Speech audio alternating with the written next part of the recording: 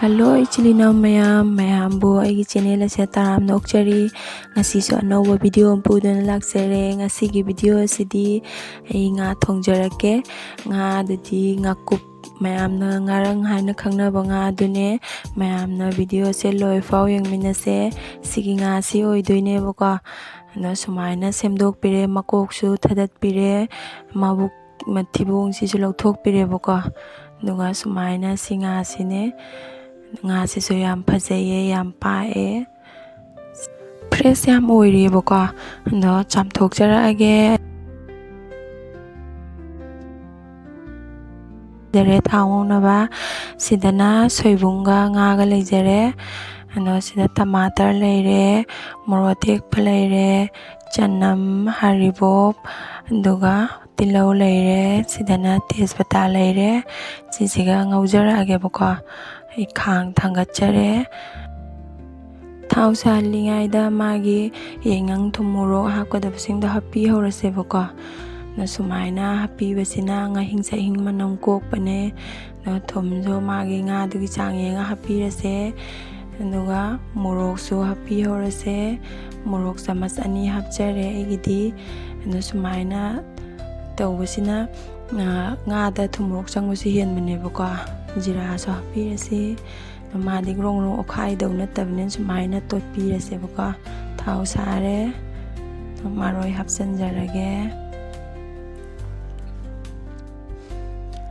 mai se medium da thamse bako natradi kasan gi chanam se maroi hapaga happy kumse bako natradi thau je kasan garne ahambada morok tomato haribop aduga tejpata singse hana hapaga ngaubirase ngahtang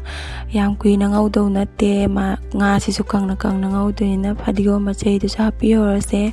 horen mana duna loiramdai da thaknaba aduga chanam du happy rase aduga ngahtang otpiraga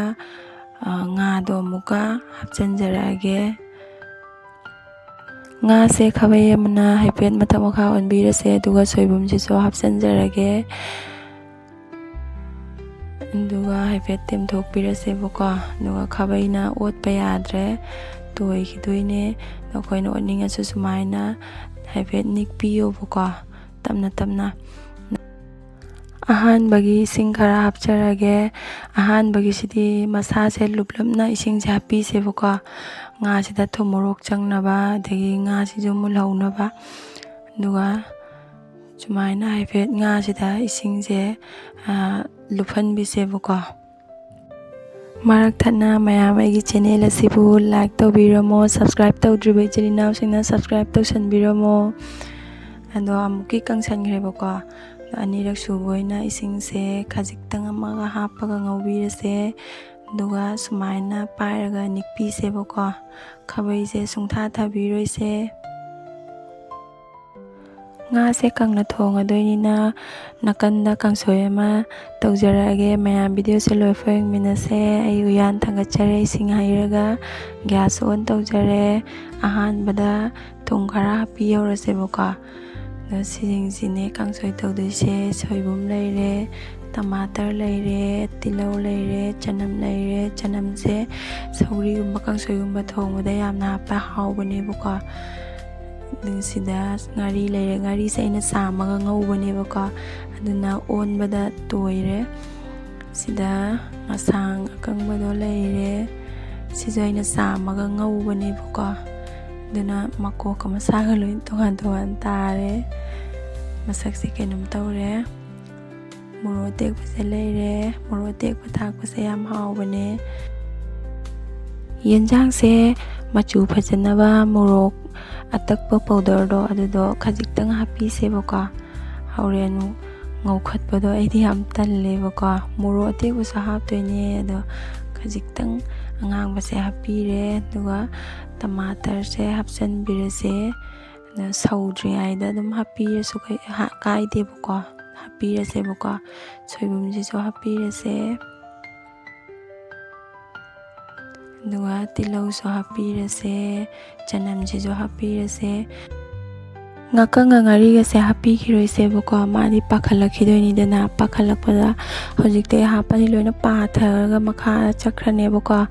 mahau amte yahoroi aduna isingse sauraba matungda hapise makhum ama kupsallaga sawallase sida leijare mai masakse ngase munsalle do mahi khara yarngai se thum awatpa chaibi horase baka do sumaina tap tap na pi se basina mahi ising jida changaga ngase thungi doine baka natradi mahi se pungkang kangaga thumcha awatpa hapasidi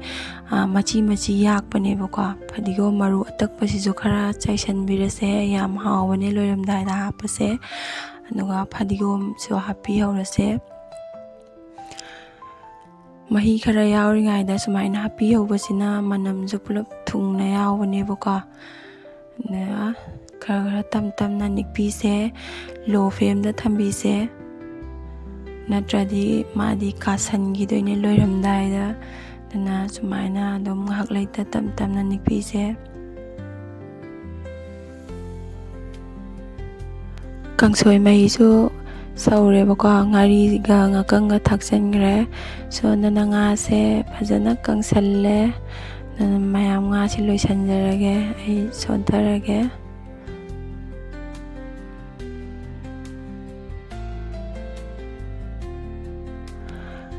kangsoi su munsalle sumaina loiramdaida khara otpi hausebako sina mahau hengatpane